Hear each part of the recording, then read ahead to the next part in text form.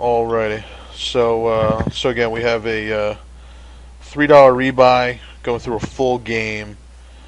And again, for reference, though, let me put this up here for you guys so that my mess of a HUD, you can understand what it is for anybody that's not familiar with it. So, before, this is why I like to do reviews in the Hold'em Manager so I can see the stats.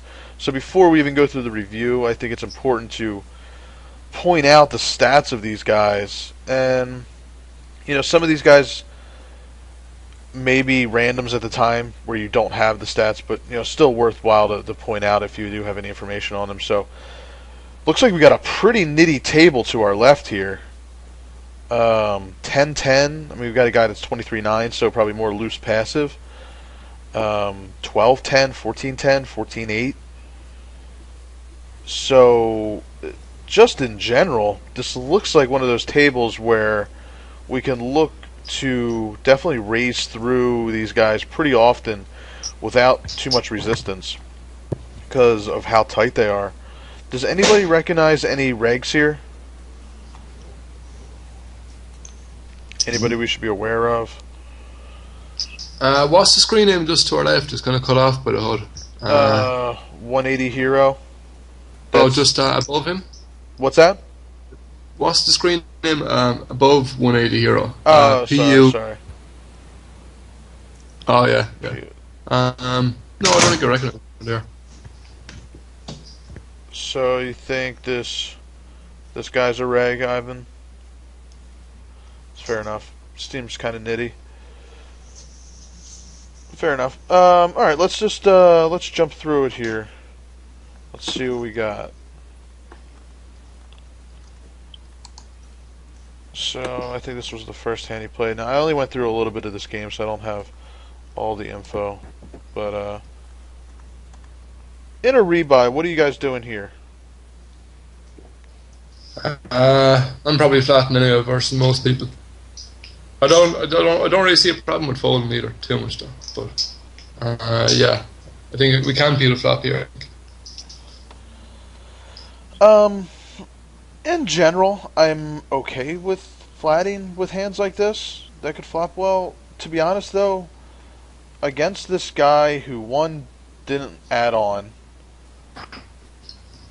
and is an extreme nit, it seems, 14-10, I'm not sure if I call against this guy. Like, if somebody loose opened up, like 23-21 or something like that, if he opened up, I'd probably be more willing to play, since there's more hands that we can be playing well against. This seems like it's only solid hands to play that he's playing. So against, maybe you don't have this information right away, so I guess flatting would be okay without any information if you just think it's a random. If you do have information that the guy's is tight, though, I wouldn't even bother for what it's worth. Okay. I guess it's okay to call here. I'm not a huge fan of it, but I'd pretty much just, if he fired away again, I'm pretty much just getting out of the way. With the guy being so nitty, that's my concern. He bets 80 here. I think we got a call. And he shows up with aces. So, not that he has to show up with aces, but it just goes to show you how tight this guy probably is. I think there's an interesting hand coming up.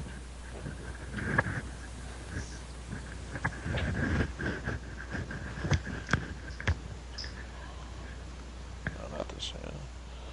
So this was certainly an interesting one. This is one of those non-standard plays that I think gets mixed into his game once in a while. Flatting here with 10-8 suited from early position. Just not a huge fan of it. I mean, is anybody any disagreement with me there? No, I don't think there's any hands really a flat there. No. Maybe some decent pocket pairs, but certainly even had like Queen Jack suited that we had above. I think I'm just holding like a huge percent of hands there. It's either a 3-bet or a fold really. And there's not too many hands that would 3-bet with there. We can flat some pocket pairs. So. you can, Ivan, what you're saying, you can see some flops and rebuys, but it's also understanding um, how this hand has value. And here's how this hand has value. It has value by seeing a hand in position relatively cheaply. Now, it is relatively cheap at the moment, but it also is a rebuy. And I know this table's full of nits, but Yeah, people rebuys. 3-bet you so much. What's that? People tend to 3-bet you so much, even in the early stages of these rebuys. I So agree. it's hard. Like, you're probably not going to see a flop for 90, like for just 3x. I agree with you. I agree that's my concern as well. That it's a rebuy. You're likely to have like a squeeze put on here. If you're on the button with multiple players, by all means, go ahead and call. Usually if everybody's sitting there with like a 3K stack, you got some nice implied odds for when you do hit your hand strong. Flatting here in early position, there's a chance. Even if other people flat, you're still playing out of position. That's not where this hand has value. So you want to call with a pocket pair, sure, by all means. That hand plays itself, but here I would just let it go.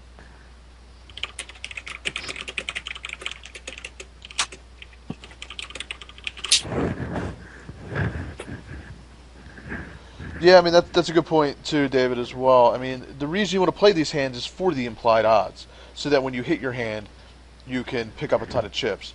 Obviously, it is better if he's sitting there with 3K, so I definitely agree with that. But just in general, in position, cheaply, multiple players with those suited connectors, so that when you hit your hand, there's a good chance you're going to get paid off.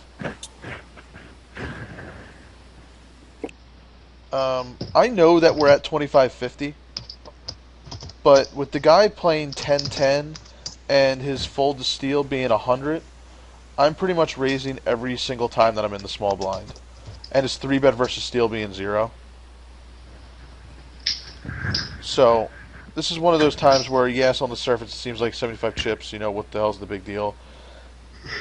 I'm just picking up chips wherever I can with the path of least resistance.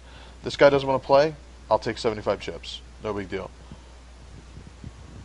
So that's time we're looking at stats. So right here I'd be looking at, again, VPIP, pre-flop raise, and I'll pull his stats in the middle here so you can see them better.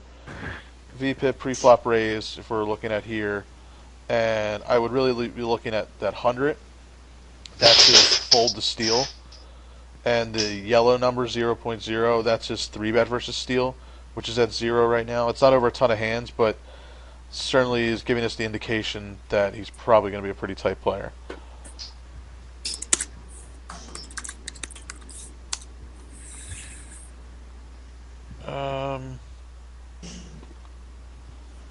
Does anybody know this player?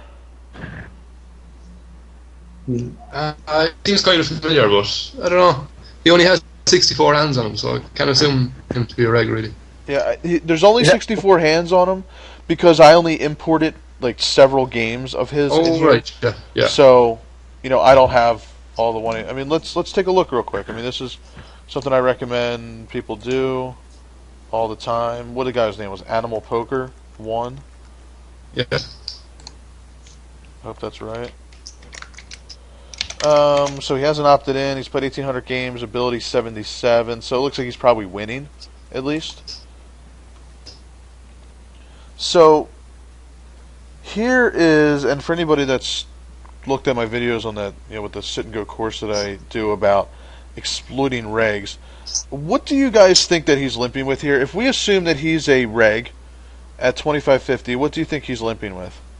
Small pairs, and that's pretty much it. Yeah. I think his range is pretty defined to, power pairs under, maybe, 8s and under, maybe.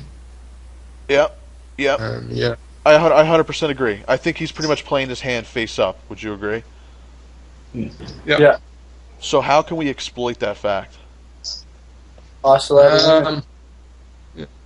At later stages, we probably can. I think it's worthwhile exploiting more when we're less likely to get 3-bet or even flatted from the blind. But I know what we can do is we can probably raise at 175 or something and hope to fall out the button small blind. and big blind will just take it down on the flop. I don't know. I just think at the early stages, I think we're too likely to get flatted, especially from like someone in the small blind. It's maybe unlikely, but So I know there's tight guys still to act, but I don't really see value in trying to exploit it at this kind of blind level. I don't know. So, in general here, I would actually rather be in the big blind here for the exact reason that you just said, Owen, that if we put in an isolation raise here, we could potentially have guys to our left flatting. There is always that potential. So that takes away essentially what that strategy would be to isolate him. With that being said, with how tight these guys are to our left, I'm probably still going to do it. And when you said, it's still early, well, this is the only time people usually limp with small pocket pairs is in the early stages. Otherwise, they'll either be raising or folding for the most part. Most regs don't limp, some do it with small pocket pairs.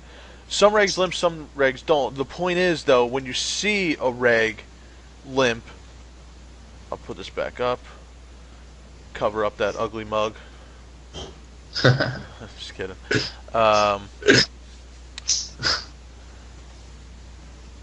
When you do see a reg limp, though, it's pretty much exactly pocket pairs. That's what we have to assume, or that's what I would assume. You can exploit regs that limp unbelievably when they're playing their hands face up by putting in an isolation raise. Even this early, essentially what you're doing is you're building your own value. You're building a pot to steal. So we raise here to 150, 175, whatever. Let's just assume for right now that these guys, because they're tight as well, that they're not going to be flatting, they're just going to fold. Now, being as deep as we are, he's going to assume that he probably has the implied odds to call and try to hit his set. You have to understand that you're not giving him the correct odds because you're never stacking off here.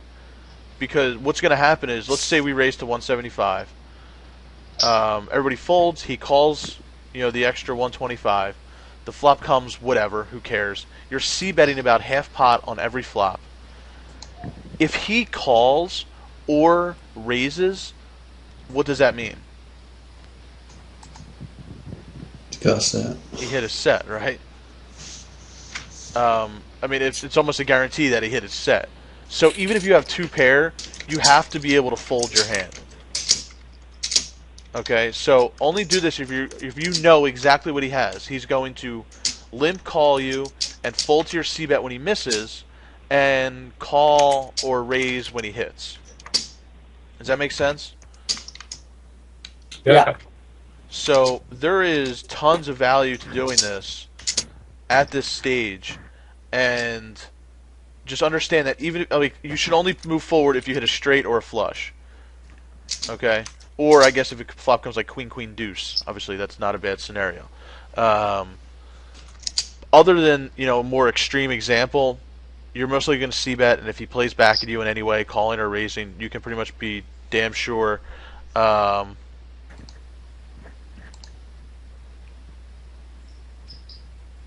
just reading what you wrote, Paul. Yeah, I agree with you.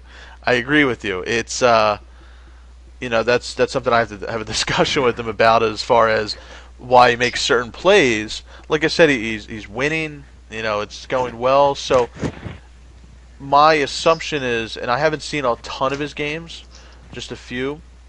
My assumption is that he may be doing some weird things, but he's never killing himself. Like, okay, he called with the 10-8. Do I recommend doing that? No. Is he going to lose that many chips doing that? Is that a make or break type of thing? Probably not. So, on that front, that's probably why, even though it looks weird, it's not really something that's just going to kill his game by any means. But as far as looking for spots to get value, I think this is one that you can add into any game. And really, no matter what game you're playing, MTT, 180, 9-man, when a reg limps, he's playing his hand face up, and we can exploit that. Now, the further away you get from the button, essentially, so you have more people to your left, the less profitable this play becomes for exactly what Owen said, as far as somebody flatting you or even 3-betting you from behind.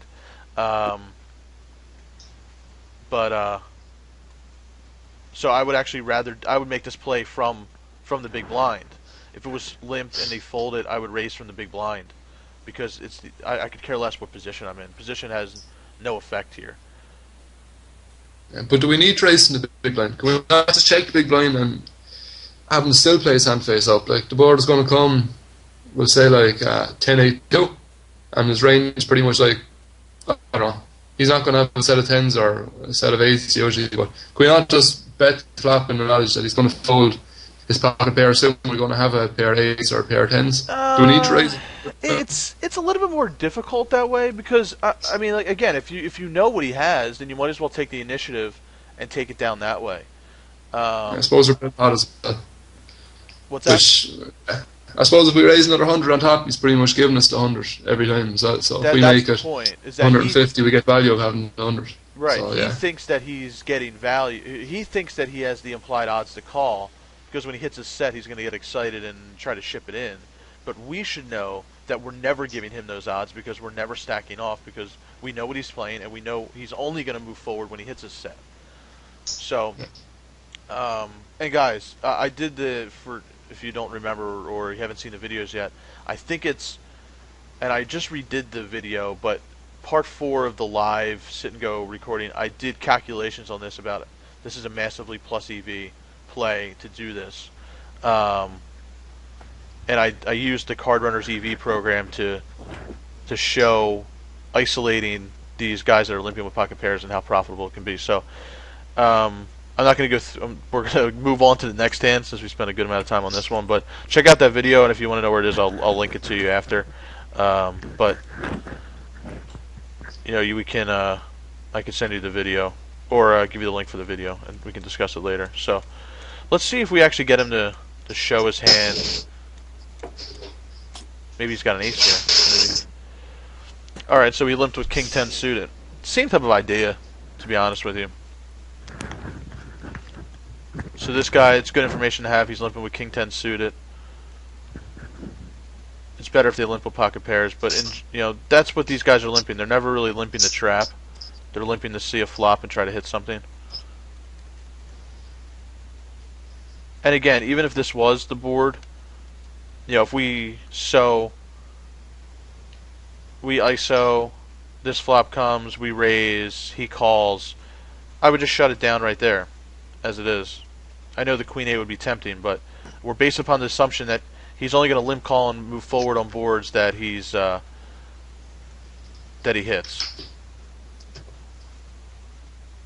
So let's see what else we got here. And also use that concept for your own game as well. If you know that when regs limp, they're limping most likely pocket pairs. I guess you could also mix in some like suited connectors and broadways they're trying to see cheaply. But you understand that they're playing pretty face up, so use that for your own game, not to play face up. What are you guys doing here with King 9 in this spot? Pretty standard raise. Yeah. Yeah, this guy is really tight. Really tight. So, raising with any 2 cards here. Good stuff. So that's good. I'd probably make it bigger than that, though. Probably make it slightly bigger, like 2.1x or something like that. Because what did he raise? I didn't even see. I just saw the raise. I think he does min raise, but it kind of just as yeah.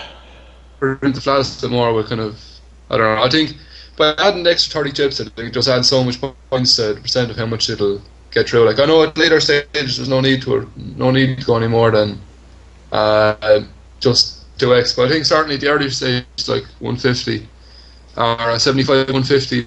Maybe even 1 and 2. Certainly at 50, 100, I go more than just min. I 100% agree with you. I actually typically go 2.5 when I'm in the small blind to not give anybody really odds to flat. Just make it a little bit different than a min raise. So yeah, when you min raise, like if I'm this guy, I flat here with a lot of hands that maybe I don't want to 3-bet with, like suited connectors, stuff like that. So, but if you 2.5 it, I have less incentive or less odds, I would say, to call. So, making it even like 375, 400 here is fine. But regardless, definitely raising.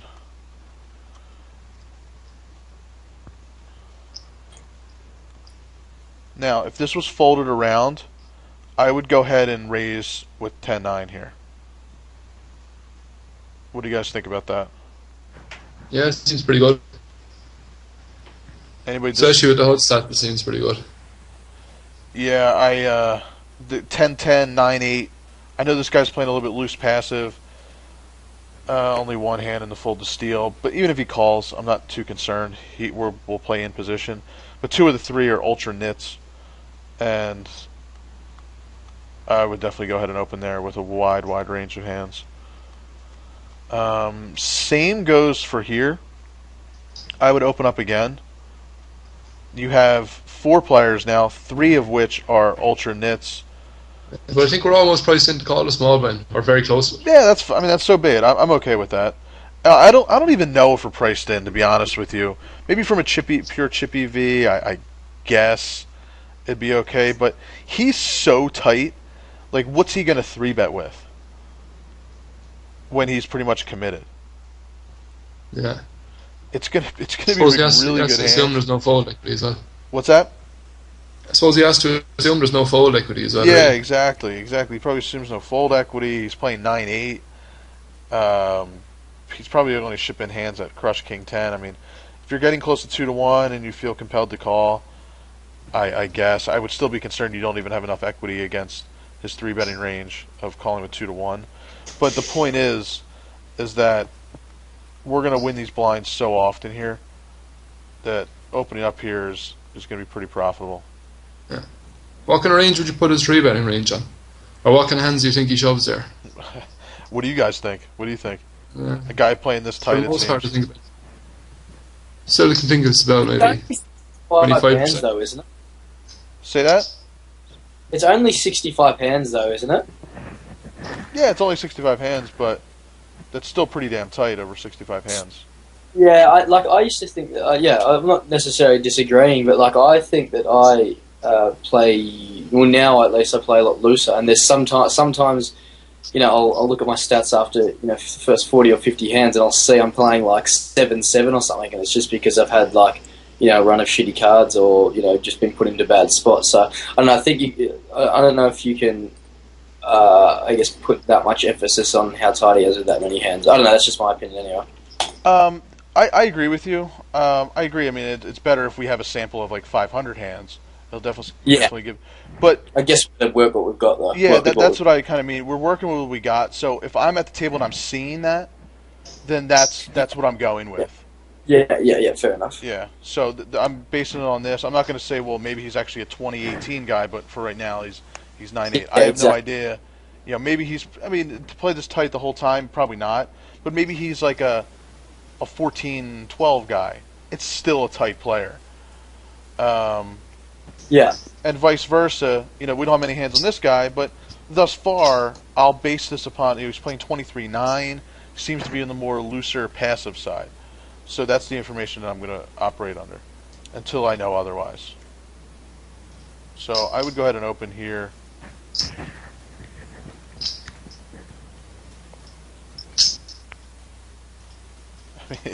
I mean, my style is I just keep going with it. I mean, if I just raise 3 times in a row, would I raise here? No. But the same conditions are still existing. I mean, obviously with the more players to your left, the more chance there is of somebody 3-betting you or flatting you. I think it's important, though, just to keep looking at stats, though, and understanding how tight these guys are, what their 3-betting ranges are, that you're probably not going to be playing post-flop. That's the other key thing. You're most likely not playing post-flop. It's 3-betting or folding.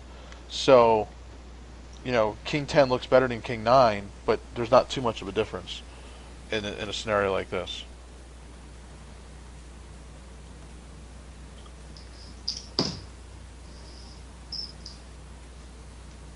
And for what it's worth, 4 deuce is kind of the same exact thing. There's times where I open up with any 2 cards when I know I'm not going to play post flop. The difference between King 9 and 4 deuce and King 10 and 4 deuce is that you have a king as a blocker. I understand that, but if there were antes involved here, I would 100% be opening up here.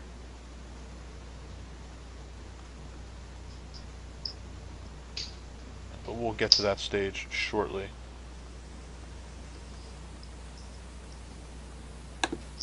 All right, so it's folded to us against the nit in the big blind. What are we doing here?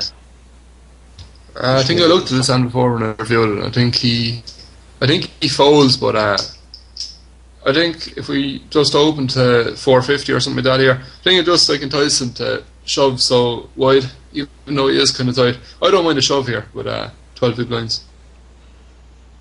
So who says shove? Who says raise? Who says fold? I mean, like we can Lim Steele versus this guy as well.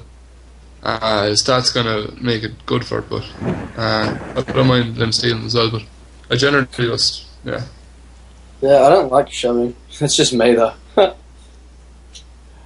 I think against a guy I think shoving's going to be plus chip EV. Just though. What's that? Is it? It's pretty close, isn't it? Against something like that. I mean, we could take a look at it in a second, but regardless, I agree with you that I don't think we need to shove into this guy. Yeah, exactly. I think David said it was an RF raise fold. I'm assuming that's what that means.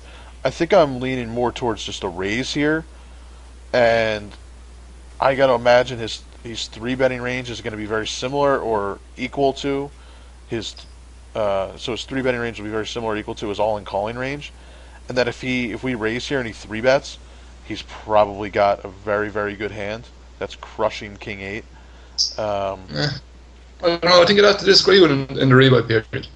I really do think that if we just open here, as tight as he is, it's only through 62 hands. I know it does look like he's a tight player, but I really do think that we would get shoved on pretty wide. I generally just shove and just take the post CV shove here.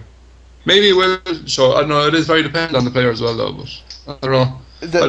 That's all I was saying, is that it's purely dependent on the player. Like I was saying, shove I think is fine, and I'd probably shove if the guy sitting here was like 23-9 or playing a much looser game, and he could flat or something like that. I would probably just shove and take the plus EV shove. Again, operating under the assumption that this guy's pretty tight, and we haven't even really seen him play many hands. He hasn't been doing much. Even in the rebuy period, he hasn't been doing much. I mean, last time around, we did a min raise here, and he just folded. Right? So he hasn't given us any reason to think that he's going to do anything different than be really tight and probably just play his cards here.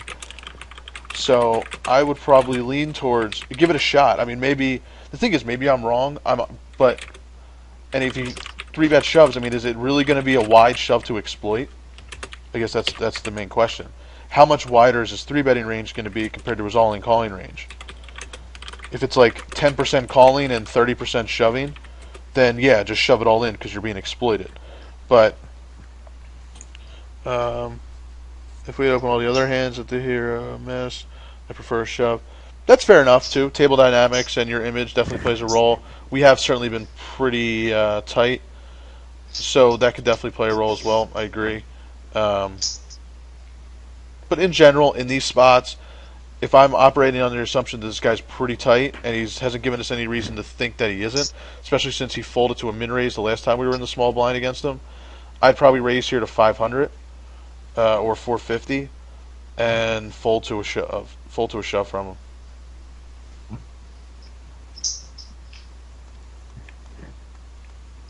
But this we can't fold.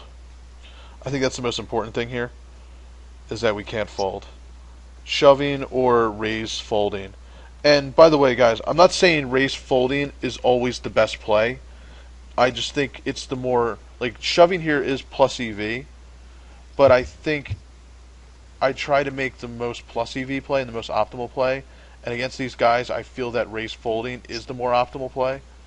Now, it doesn't become more optimal if he starts getting loose and shoving on us, but that's what I'm trying to figure out.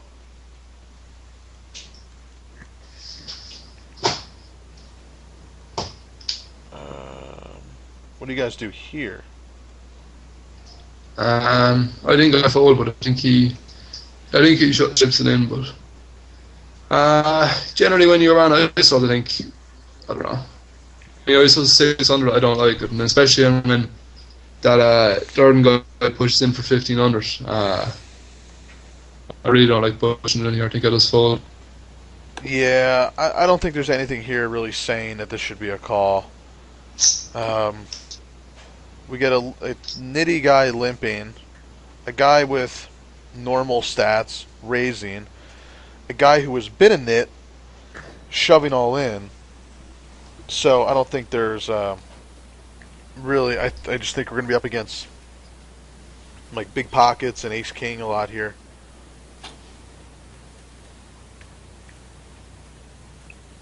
So he calls, and I don't like it.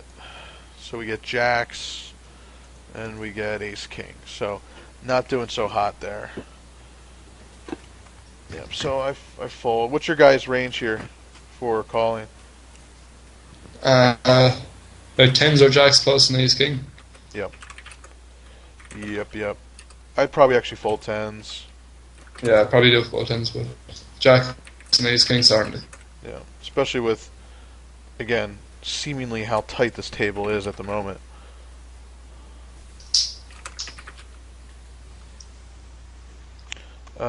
So do you play a hand? Or I think you just add it on. I have no idea. I'm hoping that was a misclick.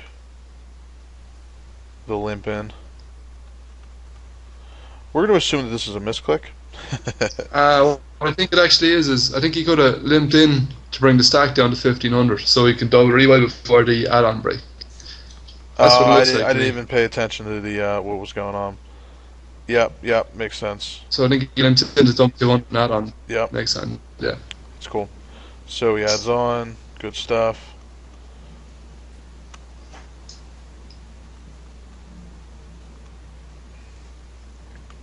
So now, in general, is when I would be looking to ramp up the aggression big time. The antes are kicking in. It's a time where these pots become very valuable to pick up.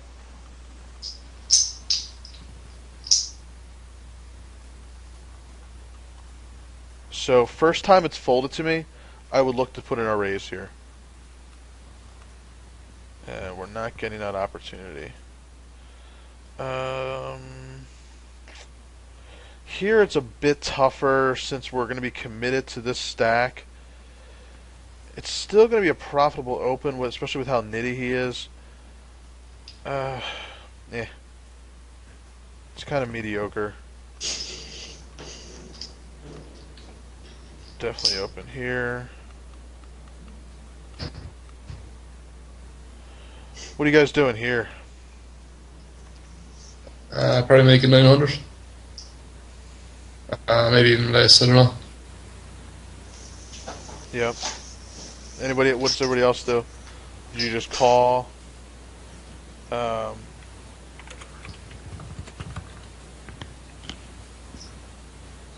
percentage? I don't even know. Do I even have that? Where can I get all those stats? The hell is it? Nope, nothing. I don't even think I have that number. I'm not even. Maybe I should add that into my pop-up. But in general, what are you doing here?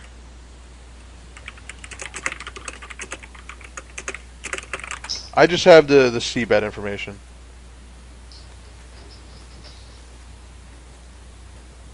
This is just my pop-up for the C-bet stuff.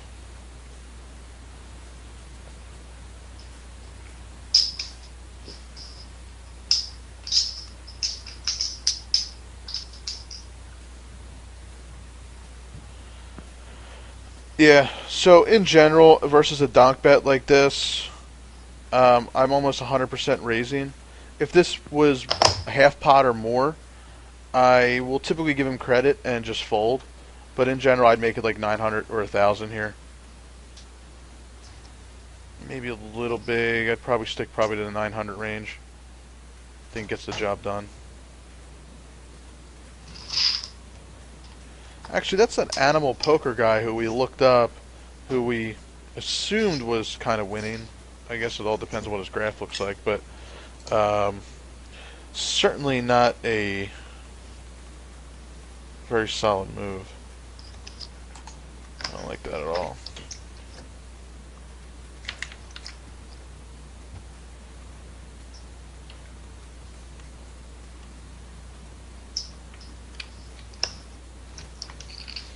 What would you guys do if it was folded to you here?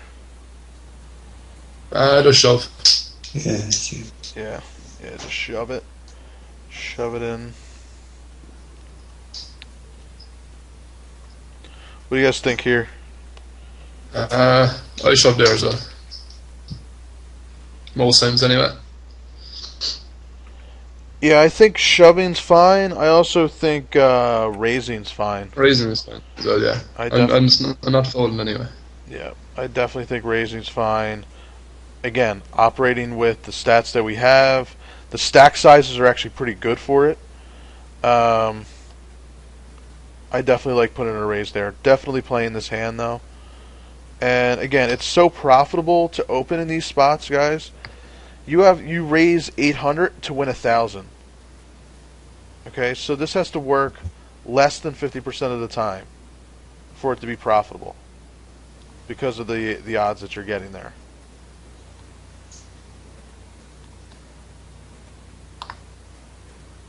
So definitely, that's what I was saying. Once the antes kick in, that's why it's so profitable. You know, if the antes weren't there, it'd be you raising 800 to win 600. Now you're raising 800 to win 1,000. It makes a huge difference. Tons of value. Yeah, definitely raise folding here. And again, because we're not playing post flop, I'm doing this with any two cards, by the way.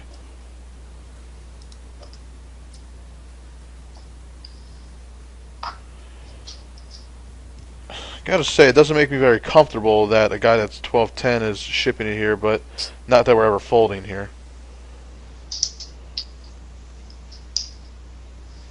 That's what we can hope for. Ace Queen, nice. That's the point. These guys are so tight, they're just shipping good hands.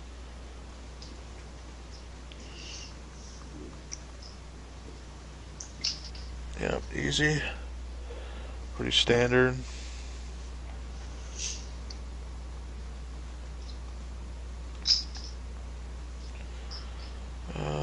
Looks like we're committed to this guy here. Would have definitely opened if it was folded.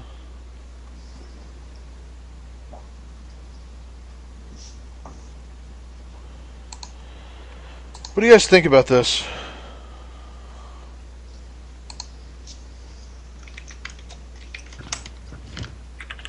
What do you guys think about the open here with Jack 9?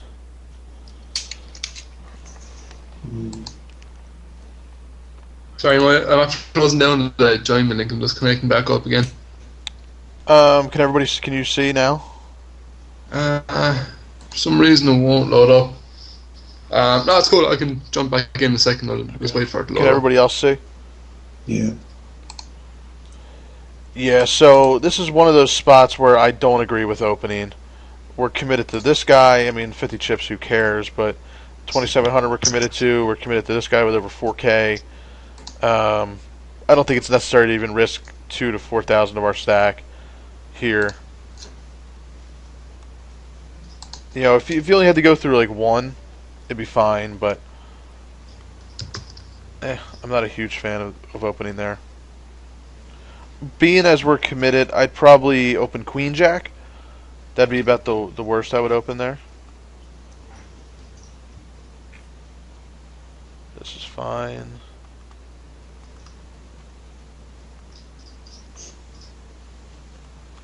What happened here? So yeah, we got a call.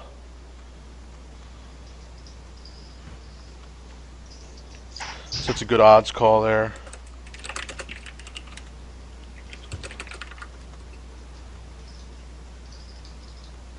I think we can call there. I know he's playing 2-2. We're getting a little bit better than 2-1. I think this is an okay spot. It doesn't hurt us when we lose at all. But it definitely can help us, continue to add to our stack. So I'm fine with calling here, especially with minimal ICM consideration at this point.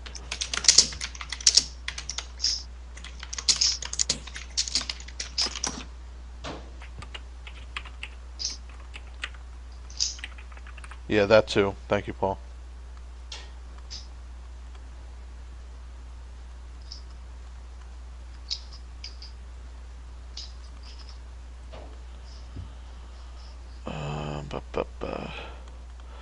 This would be a pretty good open if this guy was probably more like 7 or 8K and this guy was the same. But being as they're not, not going to do it.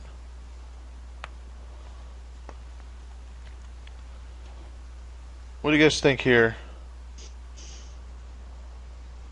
Meh. No.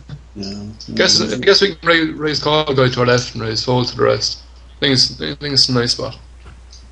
I think it's a little. I think it's a little bit better. There's a lot of reshove spots. Yeah. I think it's a little bit better than that Jack 9 hand, mainly because there's more to win. Here there's a bigger pot to pick up. You have guys sitting here with like 2, 3 big blind stacks, which I'm not too concerned with. These guys though are all above 10 big blinds. They're playing pretty nitty, it seems. So I think opening up here would be pretty good, and we have some showdown value as well against the hands that these really short stacks are going to be shipping in. So I actually like opening up here. I think there's a ton of value to opening here. And the question is, like why open the Jack 9 hand from before but not open this? Considering I think that this is a better spot to open than the Jack 9 hand.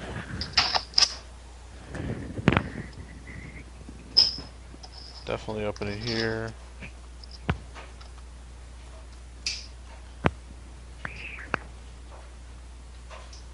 Actually, you wouldn't mind back to King Queen suited hand there for a second. Sorry. Yeah.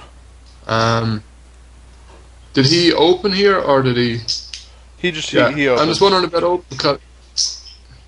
Would not be a spot that's really better to just shove instead of open here, because we have like, if you look at all the 10k stacks, 10k stacks, which are pretty much just all reshove stacks, we might have to fold to. Is not just better to just to shove, or what's your opinion on that? Actually, that's not bad. I didn't, to be honest, I kind of just skimmed through the hand and didn't see the stack sizes.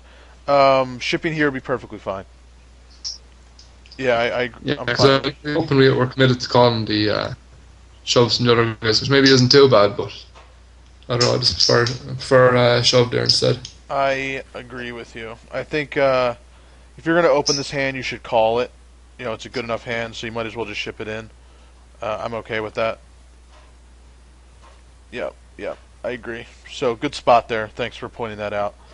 Didn't see all the stack sizes. So yep, ship it all in there. I think it's good.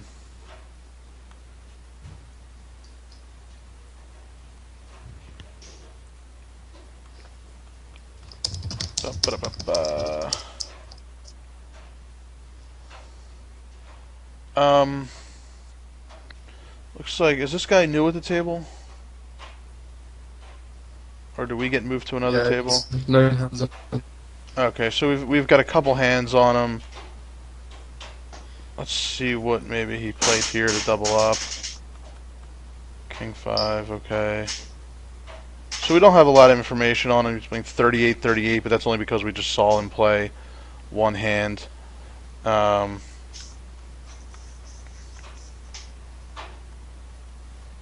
do you guys think about this spot right here? I think with the guy sitting out to our left, or not sitting out when he's not even being dealt into the hand. Yeah, we're on the button, so disregard him. Yeah, I think if the guys are even playing a lot of tables, it kind of, I don't know, our hand almost looks stronger because at a glance it might look like we're cutting or we're stealing from the cutoff as well.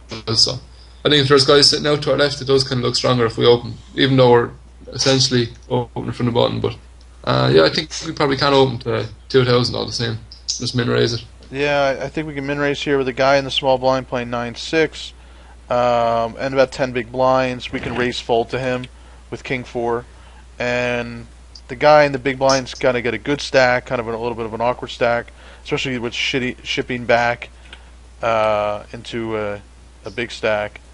What do you guys think? Does anybody disagree with opening here for a raise?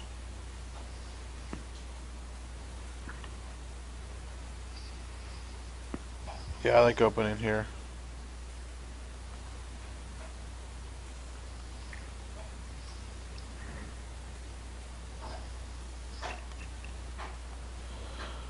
Use the stats to determine when you get flatted. Okay? This guy here with 9-6 is not flatting. Now, when I expect to get flatted, like if I have a couple guys to my left that are playing 27-18 or 42-37 for that matter, obviously if you're raising through 2 or 3 of them, there's a good chance that you're going to have to play post flop. In that scenario, I want hands that'll play better post flop or have some showdown value. Your king 10s, your queen 9s or whatever, or pocket pairs, ace x hands that have some showdown value. So I'm picking better hands to play. I'm saying open with king 4 because I don't expect to get flatted here. I've got a really tight guy here. He shouldn't flat. I don't have a lot of information about him, but he's not telling me one way or the other what he's going to be doing. So I like opening. Of course, you open, expect not to get flatted. It does happen once in a while. So be it. You know, you try to make your best play with the information you're given. Just make a C bet and try to take it down. This would have been an open if it was folded. Same deal. So it looks like this guy's going to be a little bit active.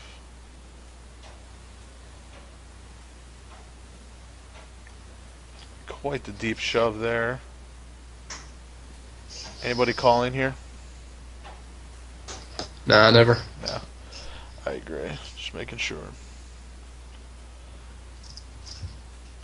Let's find the fold there. What do you guys think here? Yeah. Yeah, it's pretty. What, he shoved under the gun? We're in the big blind. Yeah, it seems like a pretty standard call. That guy's a reg actually, so I think, as far as I know. Fair enough. Yeah, reg. That's, you know, it's probably shoving even wider then, but regardless, we're getting almost 2.3 to 1. Need about 30% equity to call. We're good here. Nice river.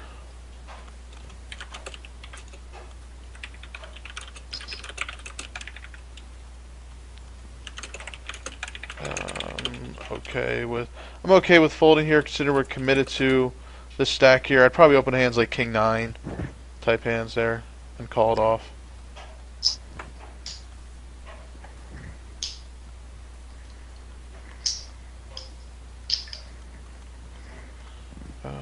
Did we play this hand? Oh, okay. So this guy shipped it in. Same deal. We're getting like 2.7 to 1 now. We have to call.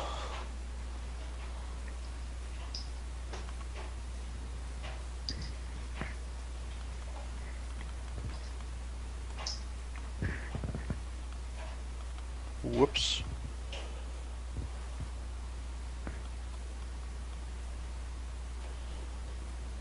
I think this is a pretty good spot to open, given the stack sizes. Guy in the big blind, 67% fold to steal, so 2 out of 3 times he's been folding.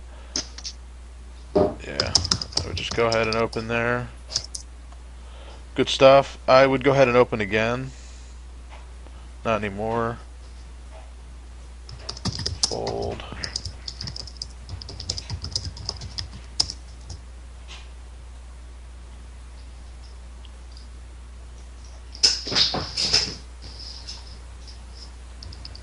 Oh, he had 5s here. I thought he had 5-6. Yeah, we got a call here. So this is pretty standard stuff.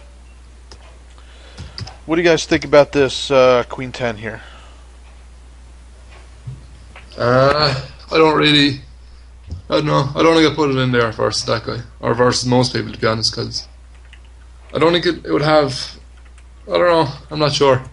I think if we've no full equity also. Would it not be best if we were to play the hand to call his raise and shove any flop? Or would he get too good as have to call with 100% of his range anyway?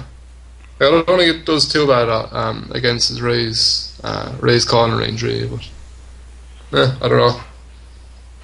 I think we can probably find a better spot than this. Who says ship it in? Who says fold? I'll probably just fold here. And just shove the first one forward to me, rather than get it in here. If we had like King Jack or something, I'm certainly getting that in. Yeah. I think it would be easier to get King Jack in there, but I think with no fold equity it doesn't do too bad against his open range, but certainly I think we can find a better spot. Our stack will still have or fold equity with 1-2,000 blinds.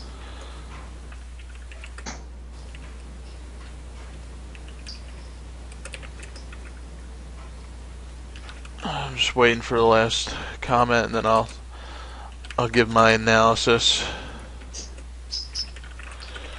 Okay, so David, here's I guess where we'll differ a little bit with what you're saying. I'm assuming 0 fold equity here. Maybe once in a blue moon you get that guy that's going to fold here. It would be a mistake for him to raise fold here, for what it's worth.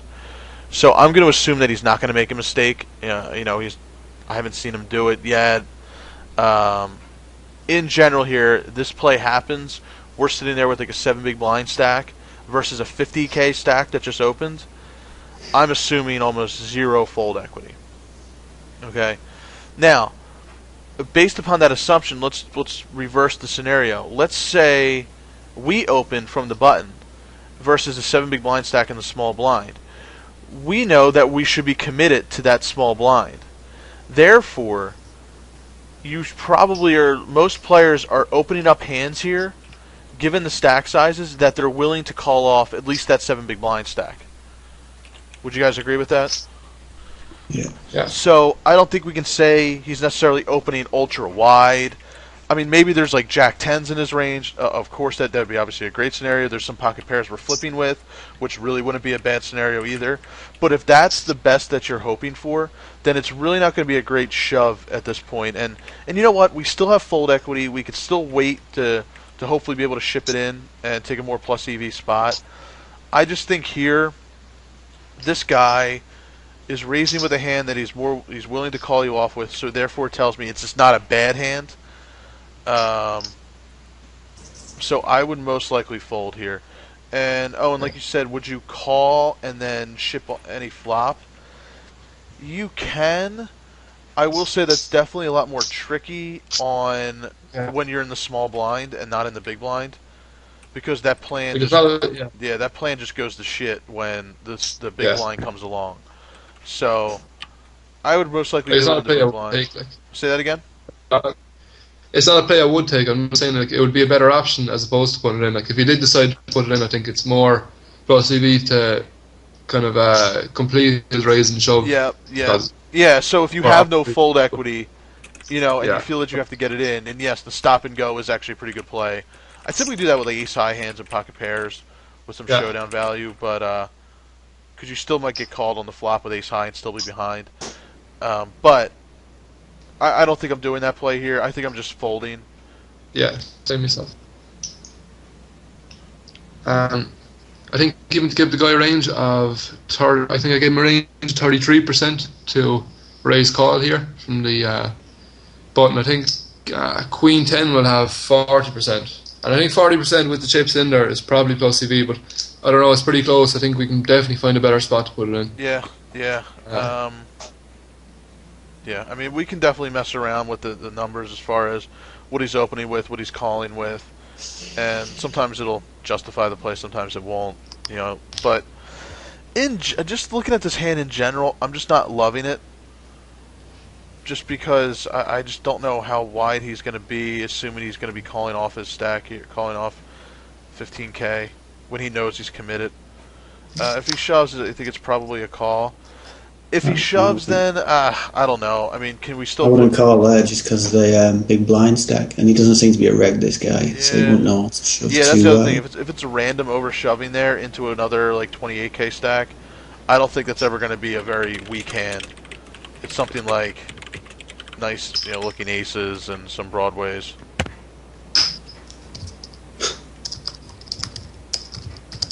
If it's a reg shoving, you can put them on a really wide range potentially, but I'm not really fist pumping getting it in here very happy. So, if you have 10k, it's a much different scenario. You're getting more desperate, and you'll be totally happy with taking your 60-40 and hoping to get it in.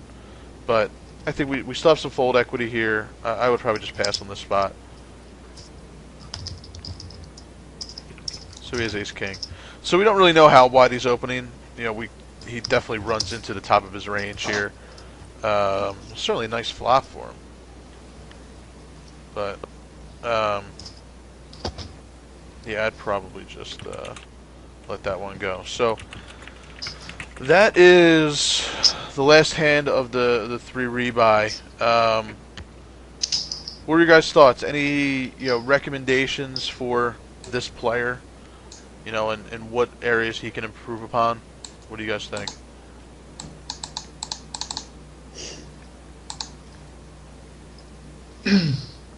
Anybody? I suppose the obvious stuff at the start, maybe, which is like flatten the 10-8 suited and those type things.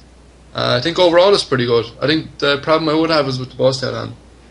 Just maybe realising that he doesn't know more as well, realising he has no fold equity really, and just kind of see what he is maybe best to get it in a better spot maybe in the next few hands, because we'll still have fold equity in the next hands. We'll have like 7 big blinds or something like that. So Yep. I don't know. It seemed pretty good overall, to be honest. Yeah. No, this game, wasn't bad. I think there's a couple spots that he missed. Looking at some of his other games, and I guess you could see from like the 10-8 play in the early game, what I recommended to him was, and what I saw in some other games was, he seemed to be more loose in the early game than he was in the mid to late game. And he agreed with that, and I said that's actually the opposite of technically how you should be.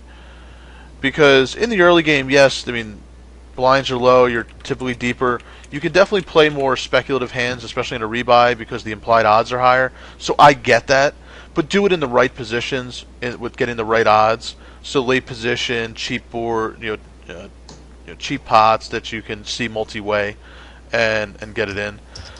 But my recommendation to him was that when it hits that ante stage and moving forward, 125, 250, 200, 400, 400, 800, that's the time to actually be opening up, because now the blinds are so valuable.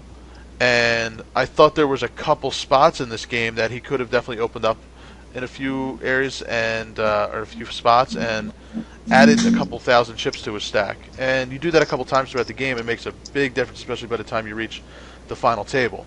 So, that was my recommendation to him. And I think just getting consistent with opening hands up. Like the one time he opened with Jack 9, it threw a bunch of short stacks, which wasn't the greatest, but there was a couple hands later that was actually a better spot. Blinds were a little bit higher, stacks were a little bit better, and he had Jack 8 suited, and he folded. So I think it's a matter of finding the correct balance and understanding what the goals are with when opening up. So that was my recommendation from this game. Oh, and also, for everybody, if you ever see a reg limp, you know what the hand's going to pretty much be. It's pocket pairs. Once in a while, I guess he shows up with a king 10. Maybe that guy wasn't the best reg in the world. We saw him flat and donk bet later. So, that could be a little bit trickier. But if you do notice that a reg limps with a pocket pair to try to set mine, and you're on the button in the small blind, in the big blind, definitely go ahead and raise. Because you know exactly what they're playing with. If they play back at you, get away because they probably hit their set. So it's a very nice plus EV and valuable play. So other than that, any questions, comments, concerns?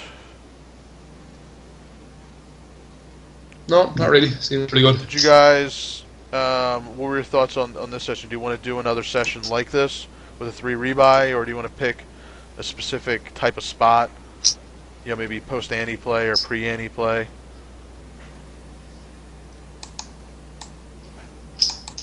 And let me end it here, and then we'll continue the conversation.